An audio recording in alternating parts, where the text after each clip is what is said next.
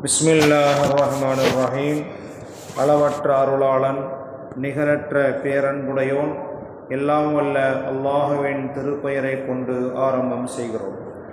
மேன்மை மிக்க பெருமக்களே, அல்லாஹுடைய பேராற்றல், அவன் எப்படிப்பட்டவன் என்பதும் அவனுடைய படைப்புகள் எப்படி விசித்திரமான படைப்புகள் என்பதெல்லாம் திருக்குர்ஆனும் ஹதீஸும் நமக்கு ஏராளமான வார்த்தைகளின் மூலம் சொல்லி காட்டுகின்றன. வரலாற்றின் குறிப்புகளில் தோராயமாக, முடிவாக அல்ல, தோராயமாக சொல்லப்படுகின்றது. அல்லாஹுவின் படைப்பு 18,000 கோடி என்பதாக தோராயமாக சொல்லப்படுகின்றது. மனிதனின் படைப்பு அந்த வகையிலே முதல் படைப்பாக, அழகான படைப்பாக, அழகிய தோற்றமுடைய படைப்பாக பேராற்றல் மிக்க ரப்புல் ஆலமீன் படைத்திருக்கின்றான். லக்கத் ஹலக்னல் இன்சான ஃபீ அஹ்ஸனி தக்வீம், மனிதனை அழகிய உருவத்திலே படைத்திருக்கிறோம் என்று சொல்லுகின்றான்.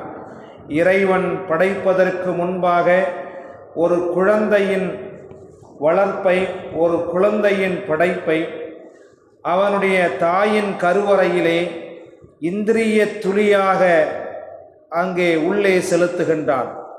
அந்த இந்திரிய துளி இரத்த கட்டியாக மாறக்கூடிய நேரத்திலே ஒரு மலக்கு இறைவனிடத்திலே கேட்கின்றார், இறைவா, நீ தங்க வைத்திருக்கக்கூடிய அந்த இந்திரிய துளி அது இரத்த கட்டியாக மாறி இருக்கின்றது, அதை மாற விடலாமா அல்லது அப்படியே வைக்கலாமா, எடுத்து விடலாமா என்று கேட்பார்.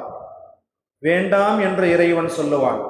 இரத்த கட்டி வளர்ந்து வளர்ந்து அது சதை கட்டியாக மாறும்போது அதே மலக்கு இறைவனிடத்திலே கேட்பார், இறைவா, இந்திரிய துளி இரத்த கட்டியாக மாறியது, இரத்த கட்டி இப்போது சதையாக மாறுகின்றது, இந்த சதை பகுதியை அப்படியே வைக்கவா அல்லது எடுத்துவிடவா என்று கேட்பார். எடுக்க வேண்டாம் என்று இறைவன் சொல்லுவான்.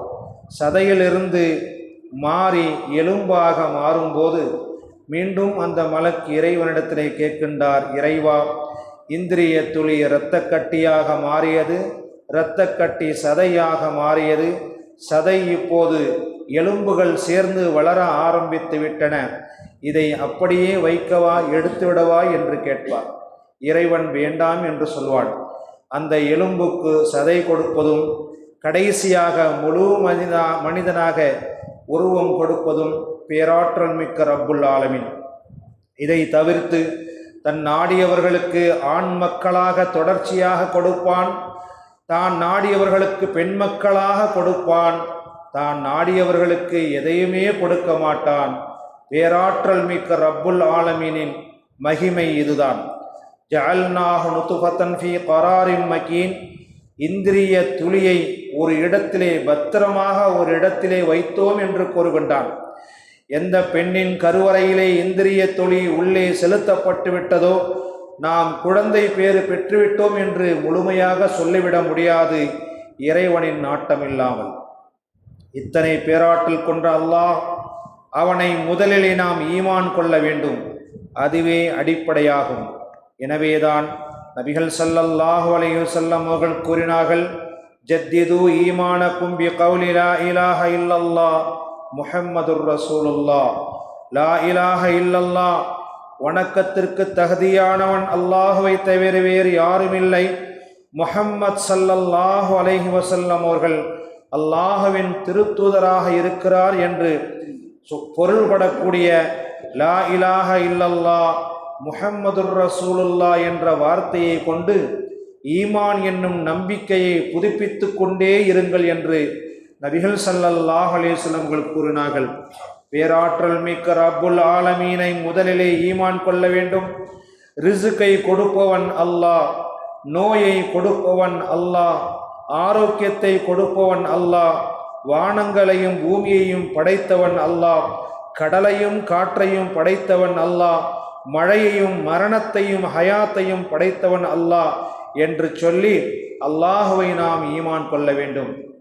யா அல்லாஹ், நீ யார், உன்னை நான் பார்க்க வேண்டும், உன் ஆற்றல் என்ன என்று நபி மூசா அலைஹிஸ்ஸலாத்து வஸ்ஸலாம் அவர்கள் கேட்டபோது அல்லாஹ் கூறினான், லன் தரானி, நீ என்னை பார்க்க முடியாது என்று கூறும்போது, இறைவா உன்னை நான் பார்த்தே ஆக வேண்டும் என்று சொல்லும்போது அல்லாஹ் தூர்சினா என்ற மலைக்கு அழைக்கின்றான்.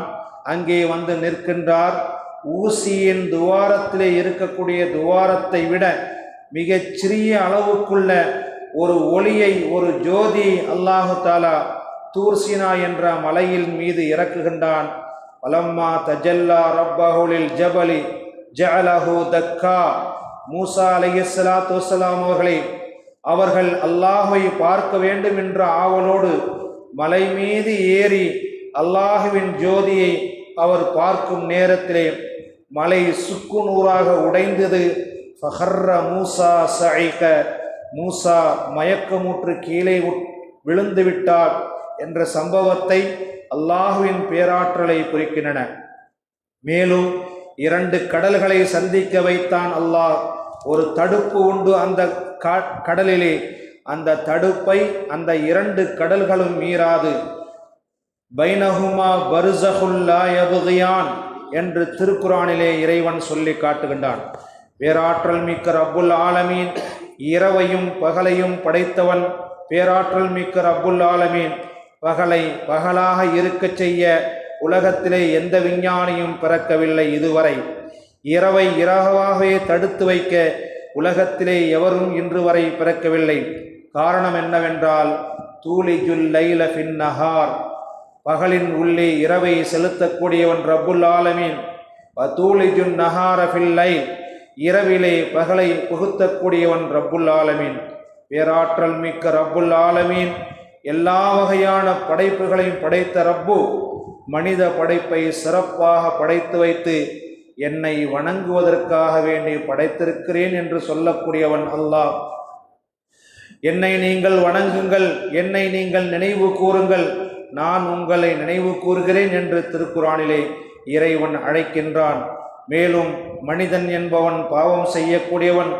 உங்களின் பாவத்துக்கு பரிகாரம் தேட என்னை நீங்கள் விரைந்தோடி வாருங்கள், என் பக்கம் வாருங்கள், உங்களின் பாவங்களை மன்னிக்கின்றேன் என்று ரப்புல் ஆலமீன் சொல்லுகின்றான். உலகத்திலே வாழக்கூடிய காலங்களிலே உயர்ந்த படைப்பாக இறைவனிடத்திலே கணிக்கப்படக்கூடிய மனித படைப்பு எல்லா நேரங்களிலும் மனிதன் இறைவனுக்கு மாறு செய்யக்கூடியவனாக இருக்கிறான் என்று திருக்குர்ஆன் எச்சரிக்கை செய்கின்றது. வாழும் காலத்திலே அல்லாஹுவின் ஆற்றலை, அவனுடைய சக்தியை புரிந்து அவன் எப்பேற்பட்டவன், எத்தனை படைப்புகளை படைத்திருக்கிறான் என்பதை சிந்தித்து உணர்ந்து உலகத்திலே அவனுக்கு வழிபட்டு வாழக்கூடிய நன்மக்களாக அல்லாஹ் நம் எல்லோரையும் ஆக்கி அருள் புரிவானாக. சுப்ஹானல்லாஹி பிஹம்திஹி, சுப்ஹானக்கல்லாஹும்ம வ பிஹம்திக, அஷ்ஹது அன் லா இலாஹ இல்லா அன்த, அஸ்தக்ஃபிருக வ அத்தூபு இலைக். சுப்ஹான ரப்பிக ரப்பில் இஸ்ஸத்தி அம்மா யசிஃபூன், வ ஸலாமுன் அலல் முர்ஸலீன், வல்ஹம்துலில்லாஹி ரப்பில் ஆலமீன்.